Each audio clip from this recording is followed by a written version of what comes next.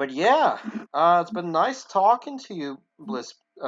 It's Blispy, right? Yeah, Blispy. Yeah. Blispy. Okay. Uh, so simulator games. Is simulator games are they? You think that's like what's trending now? When you say it makes the most money? Yeah. Okay, because I've played a few. I mean, a lot of the simulator games seem to kind of repeat themselves over and over again. Um, Yeah, I think make it unique. right, and the few unique ones I've played, uh, a good number of them haven't been very popular. Well, from what I've noticed, I'm trying to think some of the good ones I've played recently. Um, I think the probably the most famous one that got me famous within recent history. Um, so I had an old YouTube channel. You may be familiar with it. I don't know if I've told you before, but basically it was a Thai company on YouTube and Ninja Legends, which was like a ninja simulator. But I've played a few good ones. Like I've played a military. But I've played a few good ones. Like I've played a military game that was pretty good. Um, and what it lets you do is that basically beginner players and advanced players were always kind of close to the same level system, and they were good at basically combining both new players and advanced players into the same game without it being like one group overpowering the other. Yeah. Let's see here. Oh, Sunstofer messaged me as well. I was going to talk to him. Says, "Hey, I made lasagna. That's cool." Uh, Oh, so that second image you sent me, so you sent me two images here of the models you're working on. The one Yeah. that's a city with the intersection and going into another area. I was kind of curious, what is that designed for? It's like so see the roads. So there's a drill thing. You have to drill like the roads, and you have to drill on the roads to get like shit. Right. And then the second one here looks kind of like a Freddy Fazbear or Five Nights at Freddy Yeah, it style. is. It is. Yeah, it is. Okay, cool. How much of it is now when you build a model, is it completely like from the ground up, like you make all the parts, decals and all that, or do you ever Yeah, like combine pre-existing stuff into your work as well, or is it all kind of on your end? I make everything. I make everything. Okay, so even I like make the everything on myself. decals and all that, you draw that or design that? Yeah, yeah, I do. I draw everything. Nice. I occasionally do a lot of drawing stuff. I mean, I still do it now, but it's been, I think, a many, well, yeah, many months since I've done any drawing or design work for Roblox, other than um, the Backrooms game.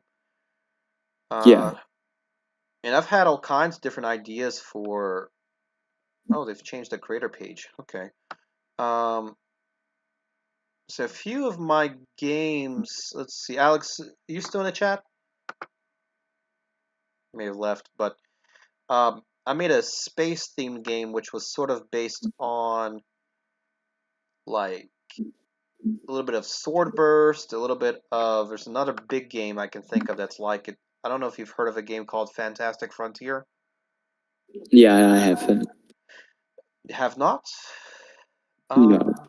Fantastic Frontier is a pretty famous game on Roblox. It used to be very popular. It's not anymore now. Town, and you branch out outside of that town to complete quests, and there's a lot of like gathering materials. A little bit has a small feel of Minecraft, especially at the beginning of the game, but then it branches out into kind of like a Dark Souls style game, um, like a medieval Renaissance slash magic kind of game. While the game I was making was supposed to be similar to that, but it was supposed to be futuristic. Um, Oh, I see. and looking back at it now, it kind of resembles, or the idea of it was sort of resembling Cyberpunk before Cyberpunk that game ever came out or was even being planned. Yeah. And essentially, the idea is you complete missions. I don't know if I would implement like um, like the open world aspect. Some of it was sort of open world, but like Cyberpunk kind of gives you GTA feels, but a little bit more futuristic. While this one was sort of less of that and more of trying to collect certain like material or items or weapons for your player. Mm-hmm.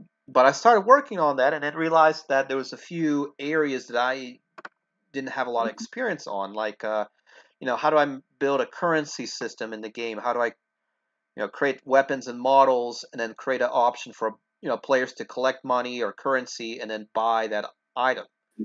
So a Yeah. lot of that, whenever I tried building that, never seemed to really work out well. And then I realized that I need to sort of shrink a lot of stuff, combine models, because make things into meshes instead of having a lot of blocks, and kind of condensing the memory so the game would run smoother. Mm. So let me see if I can. Well, I'll show you the two examples I was working on recently. So first, I'll send you Fantastic Frontier, which is sort of kind of like the baseline as to the premise of what my game was built on, and I called my game Eon, E-O-N. Um, and let me see. I'm trying to remember how to get back to my favorite. Let's see, profile.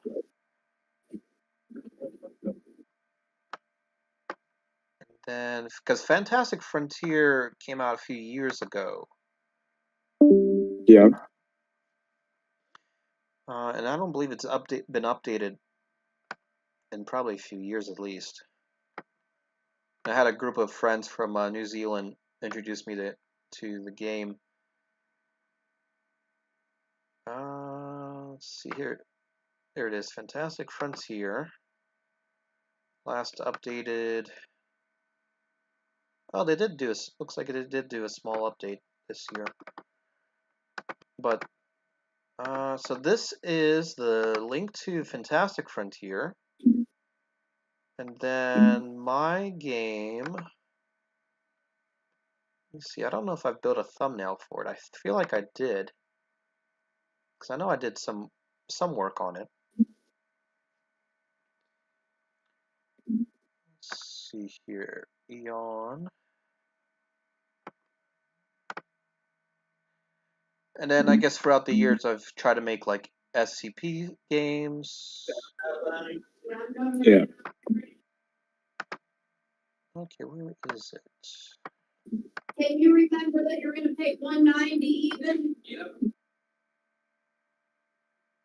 Well, that's odd. I knew I had it somewhere here.